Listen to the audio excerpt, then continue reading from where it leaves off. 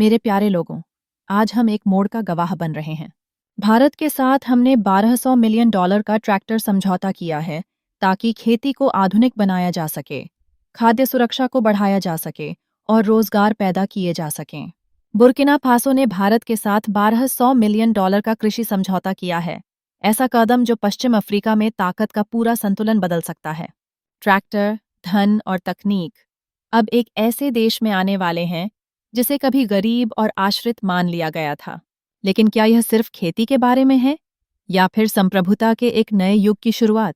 घोषणा वागादुगू में बिजली की तरह गिरी। एक उमस भरी अगस्त की सुबह कैमरे सरकारी हाल में इकट्ठा थे, जहां राष्ट्रपति इब्राहिम त्राओरे वरिष्ठ अधिकारियों और आए हुए भारतीय राजनयिकों के साथ मंच पर खड़े थे। उन्होंने जो शब्द बोले वह पूरे पश्चिम अफ्रीका में गूंज उठे। बुर्किना फासो ने भारत के साथ $1200 मिलियन का कृषि समझौता कर लिया था। इस समझौते को परिवर्तनकारी बताया गया। इसमें ट्रैक्टरों के बेड़े, उन्नत मशीनरी और नई कृषि वित्तीय व्यवस्था शामिल थी, जिससे त्राओरे ने कहा, हमारे राष्ट्र की स्वतंत्रता का नया अध्याय शुरू हो रहा है। भूमिबद्ध और लंबे समय तक वैश्विक व्यापार से बाहर रखे गए देश के लिए यह आंकड़ा ही चौंकाने वाला था। $1200 मिलियन सिर्फ निवेश नहीं था, यह एक घोषणा थी। देश में माहौल जोश से भर गया। समर्थक झंडे लहराते हुए सड़कों पर उतर आए और त्राओरे का नाम पुकारते हुए बोले, यह वह जन्म है जिसके बारे में हमें कहा गया था कि कभी संभव नहीं होगा। सोशल मीडिया पर युवाओं ने ट्रैक्टरों की तस्वीरें ताकत, सामर्थ्य और गर्व के प्रतीक के रूप में साझा कीं। क्षेत्र में पड़ोसी देश चुपचाप बेचैन हो गए। लंबे समय तक बुर्किना फासो को सुरक्षा संकट और राजनीतिक अस्थिरता से जूझते एक नाजुक राज्य के रूप में देखा जाता था। अब एक ही समझौते से उसने खुद को एक संभावित कृषि केंद्र के रूप में स्थापित कर लिया था, जो साहेल में खाद्य व्यापार पर हावी हो सकता है। पश्चिमी मीडिया ने इस सौदे को अप्रत्याशित बताते हुए सवाल उठाए। इतनी छोटी अर्थव्यवस्था इतनी बड़ी राशि को कैसे संभालेगी? कुछ ने कहा कि यह सिर्फ कृषि नहीं बल्कि गहरे भू राजनीतिक बदलाव का संकेत है। भारत के लिए यह साझेदारी अफ्रीका में नई रणनीति का सबूत थी। फ्रांस और अन्य पश्चिमी देशों के लिए यह साहेल में उनकी घटती पकड़ की याद दिलाती थी। त्राओरे ने अपने भाषण में किसानों के बलिदान याद दिलाए, जो दशकों से सिर्फ नली और हाथ के औजारों से काम करते रहे। उन्होंने कहा, हम अब उन लोगों के दरवाजे पर भीख मांगने वाले नहीं हैं जिन्होंने हमें कभी शासित किया था। हम भागीदार हैं, अपनी तकदीर खुद गढ़ने वाले। जोश से भरी तालियां गूंज उठीं। यह घोषणा ऐसे समय आई जब कुछ महीने पहले ही सरकार ने सोने के क्षेत्र का राष्ट्रीयकरण करने और स्थानीय कृषि प्रसंस्करण संयंत्रों में निवेश करने की योजनाएं पेश की थीं। आलोचकों का कहना था कि राज्य के संसाधन पहले से ही खिंचे हुए हैं, लेकिन त्राओरे ने पीछे हटने की बजाय दांव और बड़ा लगा दिया। अब सवाल उठने लगे, $1200 मिलियन के पैकेज में असल में क्या-क्या है? वित्त पोषण कौन कर रहा है? ट्रैक्टरों का वितरण कैसे होगा? क्या छोटे किसान लाभान्वित होंगे या सिर्फ अभिजात्य वर्ग? कृषि यंत्रीकरण क्यों? क्योंकि दशकों से किसान हाथ से जोत, लकड़ी के हल और मेहनत से काम करते रहे, लेकिन नतीजा बस जीवित रहने भर का होता रहा। लगभग 70% लोग खेती पर निर्भर हैं, फिर भी उपज कम है। ट्रैक्टर इस चक्र को तोड़ सकते हैं। एक ट्रैक्टर इंसानी क्षमता को कई गुना बढ़ा देता है। हफ्तों का काम एक दिन में हो सकता है। बुआई और कटाई तेज होती है, नुकसान कम होता है। यंत्रीकरण खेती को आजीविका से व्यापार में बदल सकता है। भारत सिर्फ मशीन नहीं देगा, बल्कि प्रशिक्षण, कार्यशालाएं, मरम्मत केंद्र और स्पेयर पार्ट्स भी उपलब्ध कराएगा, ताकि ये मशीनें गांव के चौक में जंग खाकर न खड़ी रह जाएं, बल्कि उत्पादन की असली इंजन बने। अब किसान केवल बाजरा और ज्वार ही नहीं बल्कि गेहूं, मक्का, चावल और नकदी फसलें भी उगा पाएंगे। बुर्किना फासो ने हाल ही में लक्ष्य रखा है कि आगामी फसल वर्ष में 6000 टन गेहूं काटा जाएगा। यह बिना यंत्रीकरण असंभव था। खेती अब सिर्फ मेहनत का काम नहीं बल्कि सम्मान और रोजगार का साधन बन सकती है। युवा अब मशीन चलाने, तकनीशियन बनने और बड़े खेत संभालने में भविष्य देख सकते हैं। तो सवाल है, अभी क्यों? जवाब भू राजनीति में है।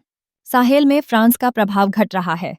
रूस सुरक्षा सहयोग से जगह बना रहा है। चीन आधारभूत ढांचे और संसाधनों में है। और अब भारत भोजन सुरक्षा के रास्ते से आया है। भारत के लिए भी यह रणनीतिक है। 1 अरब 40 करोड़ आबादी वाले देश में भोजन सुरक्षा स्थायी चुनौती है। जलवायु परिवर्तन ने फसलें असुरक्षित कर दी हैं। अफ्रीका के साथ साझेदारी भारत के लिए बीमा है। भारतीय वित्त पोषण सिर्फ कर्ज नहीं बल्कि अनुदान और सार्वजनिक निजी भागीदारी भी शामिल करता है। मकसद सिर्फ व्यापार नहीं बल्कि गहरी साझेदारी है। अफ्रीकी पक्ष के लिए भी यह बहुत अहम है। लंबे समय तक पश्चिमी देशों की सहायता शर्तों और कठोर नीतियों से बंधी रही। भारत खुद को समान स्तर का साझेदार दिखाता है, जो अफ्रीका की कठिनाइयों को समझता है। इब्राहिम त्राओरे जैसे नेता इसे संप्रभुता का प्रतीक मानते हैं कि अब अफ्रीका अपने भागीदार खुद चुनेगा। पश्चिमी देशों में बेचैनी है क्योंकि यह उनकी घटती पकड़ का एक और सबूत है। अब संतुलन बदल रहा है। राजनीति यह समझाती है कि यह समझौता क्यों हुआ, लेकिन इसकी सफलता की असली कसौटी इस बात पर होगी कि यह आम बुर्किना फासो नागरिकों को क्या देता है। जिस देश में 70% से ज्यादा आबादी खेती पर निर्भर है, वहां $1200 मिलियन का यह समझौता सरकार की किताबों में सिर्फ एक आंकड़ा बनकर नहीं रह सकता। इसे रोजगार, आमदनी और सबसे बढ़कर खाद्य सुरक्षा में बदलना ही होगा। बुर्किना फासो के युवाओं के लिए यह समय बेहद अहम है। हर साल हजारों नौजवान मजदूरी बाजार में आते हैं, लेकिन मौके कम मिलते हैं। कई लोग अस्थायी और असुरक्षित कामों की ओर धकेल दिए जाते हैं या फिर यूरोप जाने के खतरनाक रास्तों पर निकल पड़ते हैं। यह सौदा उस समीकरण को बदल देता है। ट्रैक्टरों को चलाने वाले, मैकेनिक, सेवा प्रदाता और तकनीशियन चाहिए होंगे। हर मशीन जब किसी गांव में पहुंचती है तो उसके साथ एक छोटी अर्थव्यवस्था भी पैदा होती है। पार्ट्स देने वाले, फसल ढोने वाले और मंडियों तक पहुंचाने वाले। जहां पहले खेती का मतलब धूप में झुककर हल चलाना था, अब इसमें सम्मानजनक और बेहतर वेतन वाले काम भी शामिल हैं। खेती का आधुनिकीकरण खेतों से आगे बढ़कर लहरें पैदा करता है। बढ़ी हुई पैदावार भंडारण केंद्र, प्रसंस्करण कारखाने और वितरण नेटवर्क की मांग करती है। बुर्किना फासो पहले ही टमाटर फैक्ट्री और गेहूं मिल जैसे कृषि प्रसंस्करण उपक्रमों में करोड़ों का निवेश कर चुका है। अब जब उत्पादन कई गुना बढ़ेगा तो ये उद्योग और तेजी से फैलेंगे और स्थायी रोजगार पैदा करेंगे। इस तरह खेतों के ट्रैक्टर गोदामों, कारखानों और परिवहन केंद्रों में रोजगार में बदल जाते हैं। लेकिन सबसे जरूरी और तात्कालिक लाभ है खाद्य सुरक्षा। बुर्किना फासो भूख से अनजान नहीं है। बार बार आने वाले सूखे, अनियमित बारिश और वैश्विक दामों के झटकों ने देश को चावल, गेहूं और मक्का आयात पर निर्भर बना दिया। जब अंतर्राष्ट्रीय बाजार में दाम बढ़ जाते तो प्लेटें खाली रह जातीं। यंत्रीकरण इस स्थिति को बदल देता है। अब बड़े पैमाने पर गेहूं, चावल और मक्का की खेती संभव है। सरकार पहले ही आगामी फसल वर्ष में 6000 टन गेहूं काटने का लक्ष्य रख चुकी है और आधुनिक मशीनों के साथ यह सिर्फ सपना नहीं बल्कि हकीकत है। इस बदलाव के राजनीतिक मायने भी हैं। भोजन की संप्रभुता सिर्फ खाने तक सीमित नहीं है, बल्कि स्वतंत्रता का सवाल है। जो राष्ट्र खुद को नहीं खिला सकते, वे उन पर निर्भर हो जाते हैं जो भोजन नियंत्रित करते हैं। त्राओरे इसे भली भांति समझते हैं, इसलिए उन्होंने कृषि को अपनी संप्रभुता की योजना का केंद्र बनाया है। उनके लिए हर हेक्टेयर जमीन, जिसे बुर्किना फासो के ट्रैक्टर जोतते हैं, निर्भरता से दूर और गरिमा की ओर एक और कदम है। युवा भी इसे समझते हैं। सोशल मीडिया पर उन्होंने ट्रैक्टरों को आज़ादी और ताकत का प्रतीक बना लिया है। उनके लिए यह सौदा घर पर रहकर जीवन बनाने का अवसर है, बाहर जाकर जान जोखिम में डालने की मजबूरी नहीं। जब रोजगार उपलब्ध होते हैं तो प्रवासन एक विकल्प बनता है, मजबूरी नहीं। यही सामाजिक बदलाव खाद्य उत्पादन जितना ही अहम साबित हो सकता है। बेशक चुनौतियां बनी रहेंगी। यंत्रीकरण तुरंत पिछड़ेपन को मिटा नहीं सकता। प्रशिक्षण कार्यक्रम दूर दराज के गांवों तक पहुंचने चाहिए। ढांचा उत्पादन की गति से मेल खाना चाहिए और भ्रष्टाचार पर काबू पाना होगा ताकि ट्रैक्टर निष्पक्ष रूप से बांटे जाएं। लेकिन दशकों बाद पहली बार खेती पर बातचीत में उम्मीद निराशा से भारी है। फिर भी बड़ा सवाल बना रहता है, क्या यह एक अकेला सौदा वास्तव में अफ्रीका के विकास के तौर तरीके को बदल सकता है? क्या बुर्किना फासो ऐसा मिसाल कायम कर रहा है जिससे महाद्वीप पर निर्भरता कम हो और रणनीतिक साझेदारी की ओर रुख हो? ट्रैक्टर और मशीनें भले ही बुर्किना फासो में पहुंच रही हों, लेकिन इस सौदे का गहरा महत्व अफ्रीका की विश्व में स्थिति के प्रतीक के रूप में है। दशकों तक विकास का मतलब रहा पश्चिमी दाता एजेंसियों की शर्तों वाली मदद, बहुराष्ट्रीय कंपनियों की लूट और अंतर्राष्ट्रीय वित्तीय संस्थाओं की ऐसी नीतियां जो संप्रभुता को कमजोर करती थीं। भारत के साथ $1200 मिलियन का यह समझौता उस इतिहास से बिल्कुल अलग है। यह एक नए रास्ते की संभावना दिखाता है, जो समान साझेदारी, रणनीतिक सहयोग और अफ्रीकी पहल पर आधारित है। इस कहानी के केंद्र में एक दार्शनिक बदलाव है।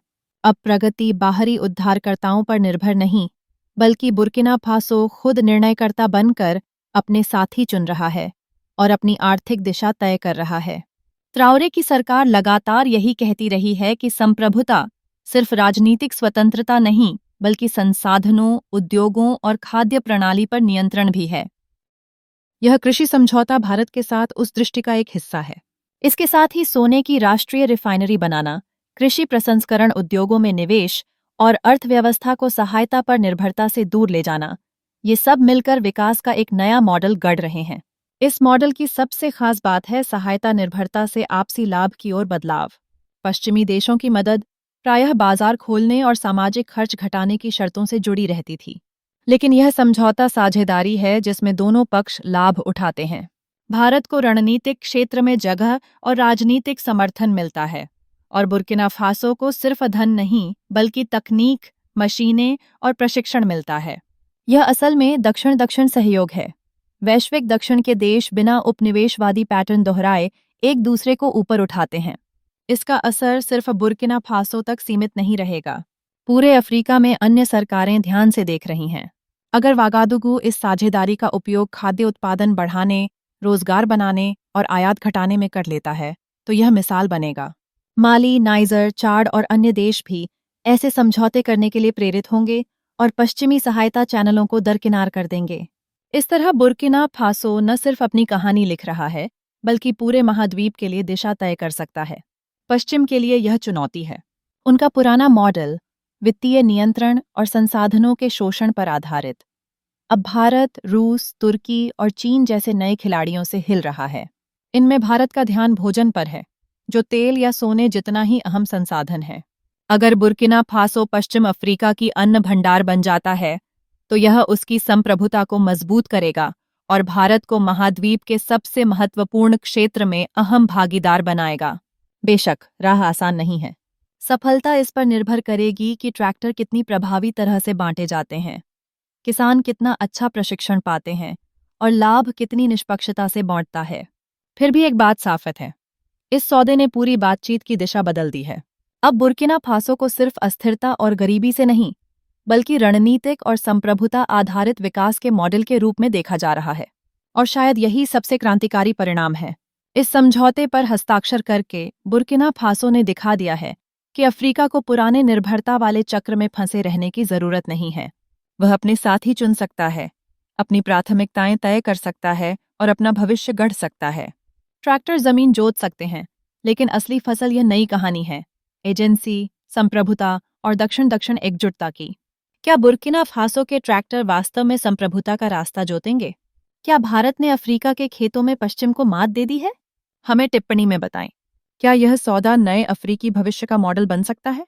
ऐसे और वीडियो देखना चाहते हैं तो तंजारुल 07 को सब्सक्राइब करें और बगल में घंटी का निशान दबाएं। हमने तय किया है कि हम आपको ऐसे वीडियो लाएंगे जिन पर कोई बात नहीं करता। अफ्रीकी सभ्यता, इतिहास और सबूत कि काले लोग कितने गौरवशाली रहे हैं। धन्यवाद देखने के लिए और अगले वीडियो तक जुड़े रहिए।